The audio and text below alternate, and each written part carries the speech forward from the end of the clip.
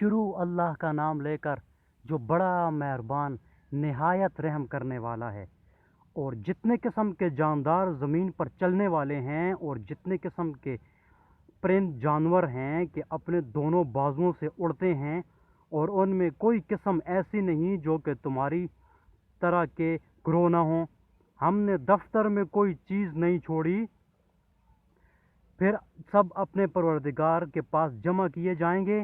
اور جو لوگ ہماری آیاتوں کی تکذیب کرتے ہیں وہ تو طرح طرح کے ظلمتوں میں بہرے گنگے ہو رہے ہیں۔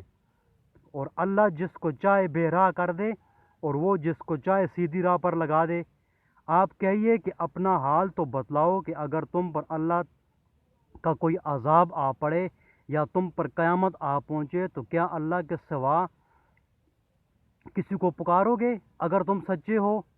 بلکہ خاص اسی کو پکارو گے، پھر جس کے لیے تم پکارو گے اگر وہ چاہے تو اس کو ہٹا بھی دے، اور جن کو تم شریک ٹھہراتے ہو ان سب کو بھول بھال جاؤ گے۔ اور ہم نے اور امتوں کی طرف بھی جو کہ آپ سے پہلے گزر چکی ہیں پیغمبر بھیجے تھے، سو ہم نے ان کو تنگ دستی اور بیماری سے پکڑا تاکہ وہ اظہار عجز کر سکیں۔ سو جب ان کو ہماری سزا پہنچی تھی تو انہوں نے عاجزی کیوں اختیار نہیں کی، لیکن ان کے قلوب سخت ہو گئے اور شیطان نے ان کے اعمال کو ان کے خیال میں آراستہ کر دیا۔ پھر جب وہ لوگ ان چیزوں کو بھولے رہے جن کی ان کو نصیحت کی جاتی تھی تو ہم نے ان پر ہر چیز کے دروازے کشادہ کر دیے، یہاں تک کہ جب ان چیزوں پر جو کہ ان کو ملی تھیں وہ خوب اترا گئے، ہم نے ان کو دفتن پکڑ لیا، پھر تو وہ بالکل مایوس ہو گئے۔ پھر ظالم لوگوں کی جڑ کٹ گئی، اور اللہ تعالیٰ کا شکر ہے جو تمام عالم کا پروردگار ہے۔ آپ کہیے کہ یہ بتلاؤ اگر اللہ تعالیٰ تمہاری سماعت اور بصارت لے لے اور تمہارے دلوں پر مہر کر دے تو اللہ تعالیٰ کے سوا اور کوئی معبود ہے کہ یہ تم کو پھیر دے؟ آپ دیکھیے تو ہم کس طرح دلائل کو مختلف پہلوؤں سے پیش کر رہے ہیں، پھر بھی یہ اعراض کرتے ہیں۔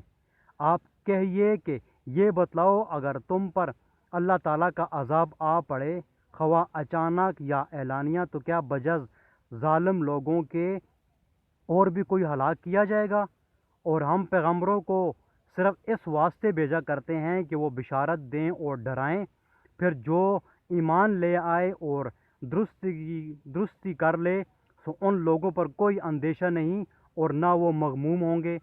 اور جو لوگ ہماری آیاتوں کو جھوٹا بتلائیں ان کو عذاب پہنچے گا بوجہ اس کے کہ وہ نافرمانی کرتے ہیں۔ آپ کہہ دیجئے کہ نہ تو میں تم سے یہ کہتا ہوں کہ میرے پاس اللہ کے خزانے ہیں، اور نہ میں غیب جانتا ہوں، اور نہ میں تم سے یہ کہتا ہوں کہ میں فرشتہ ہوں۔ میں تو صرف جو کچھ میرے پاس وحی آتی ہے اس کا اتباع کرتا ہوں۔ آپ کہیے کہ اندھا اور بینا کہیں برابر ہو سکتا ہے؟ سو کیا تم غور نہیں کرتے؟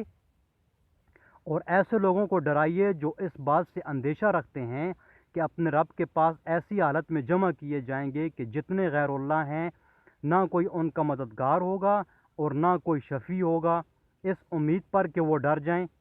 اور ان لوگوں کو نہ نکالیے جو صبح و شام اپنے پروردگار کی عبادت کرتے ہیں، خاص اسی کی رضامندی کا قصد رکھتے ہیں، ان کا حساب ذرا بھی آپ کے متعلق نہیں، اور آپ کا حساب ذرا بھی ان کے متعلق نہیں کہ آپ ان کو نکال دیں، ورنہ آپ ظلم کرنے والوں میں سے ہو جائیں گے۔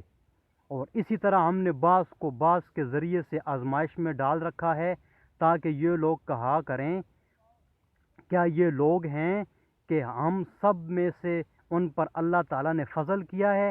کیا یہ بات نہیں کہ اللہ تعالیٰ کا شکر گزاروں کو خوب جانتا ہے؟